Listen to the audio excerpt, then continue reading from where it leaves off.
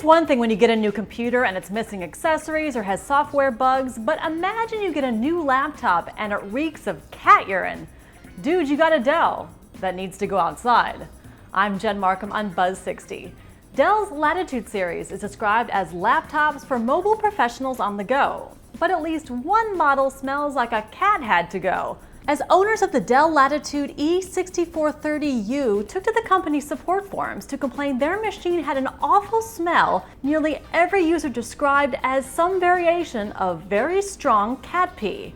Users described the stench not only as unpleasant, but also expensive, with one claiming a client refused to accept delivery of the stinky laptop, and another saying the health department ordered him out of the room at an important presentation for a food industry client.